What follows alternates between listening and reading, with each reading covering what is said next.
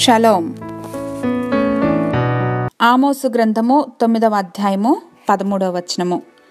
రాబోవు దినములలో కోయువారు దున్నువారి వెంటనే వత్తరు, విత్తనము చల్లువారి వెంటనే ద్రాక్ష పండ్లు త్రొక్కువారు వత్తరు. పర్వతముల నుండి మధురమైన ద్రాక్ష రసము స్రవించును, కొండలన్నీ రసధారలగును. ఇదే యెహోవా వాక్కు.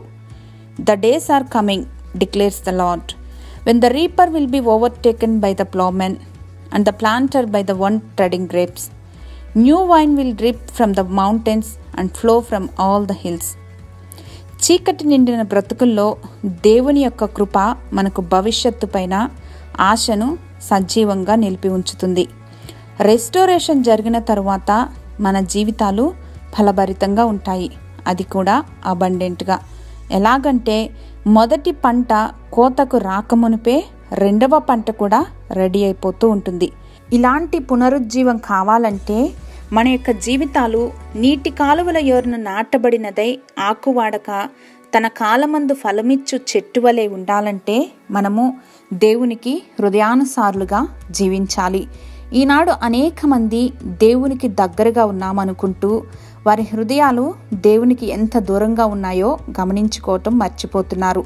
అటువంటి స్థితి మారి మంచి నేలను పడి ఫలించిన విత్తనాలు కలిగినటువంటి నేల వంటి సారవంతమైన స్థితికి మనం చేరినప్పుడు, ఆ స్థితికి మన జీవితాలు మార్చబడినప్పుడు ఆ యొక్క రెస్టోరేషన్ జరుగుతుంది. అంటే దేవుని హృదయానుసారులుగా మనం జీవించగలిగినటువంటి స్థితికి, ఫలించగలిగినటువంటి స్థితికి, పంట వెంటనే పంటను కోయగలిగినటువంటి స్థితికి మనం చేరుకోగలుగుతాం. మన యొక్క స్థితిని రికగ్నైజ్ చేసి పశ్చాత్తాపంతో దేవుణ్ణి ఆశ్రయిస్తే, మనం దేవుని తట్టు తిరిగితే ఆయన మన తట్టు తిరుగుతారు. మనం దున్నబడి విత్తబడతాం, విత్తబడి విస్తరిస్తాం. Hallelujah. True repent leads to restoration.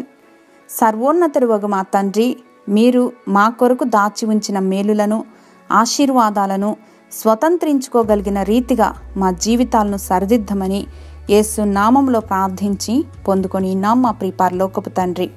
Amen.